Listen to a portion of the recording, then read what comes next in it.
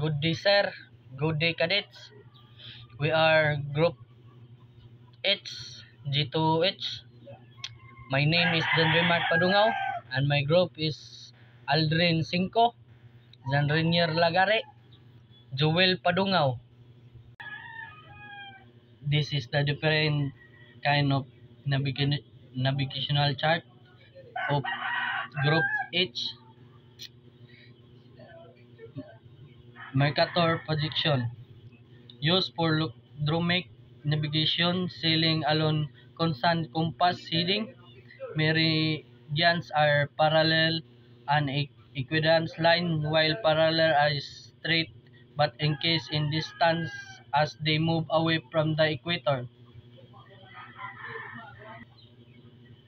Ang Mercator ay ginagamit para sa logarithmic navigation, paglalayag kasama ang pare-parehong mga heading ng kompas. Ang mga meridian ay parallel at equidistance ng mga linya, habang ang mga parallel ay tumituwid ngunit tumataas ang distansya habang lumalayo sa ekwador. Geomonic projection.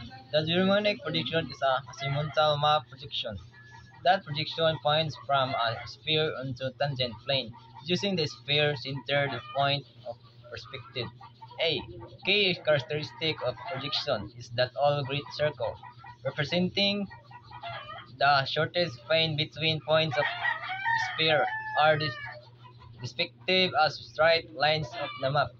This property makes the geomonic projection particularly variable for navigation, as it allows navigators to follow the most direct routes between destinations. Ang geometric projection ay isang azimuthal na projection ng mapa na nagpapalabas ng mga punto mula sa isang globo papunta sa isang tangent plane gamit ng isang sentro ng globo bilang punto pananaw, ang isang pangunahing katangian. Projection na ito ay lahat ng magandang bilog na kumakatawan sa pinakamaikling landas sa pamagitan ng punto.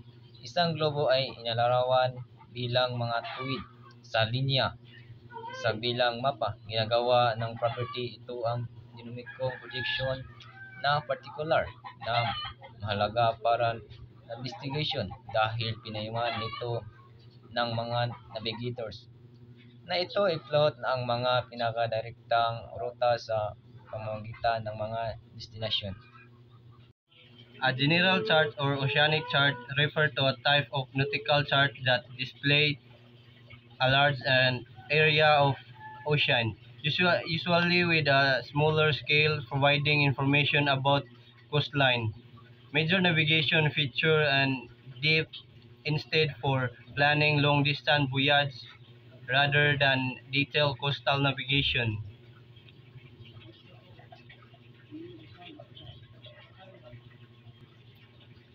Explanation. Gumagamit ang mga marino ng mga pagkalahatang start upang magplano ng mahabang paglalakbay, matukoy ang mga ruta at navigate ng pagitan ng iba't ibang mga rehiyon sa baybayin.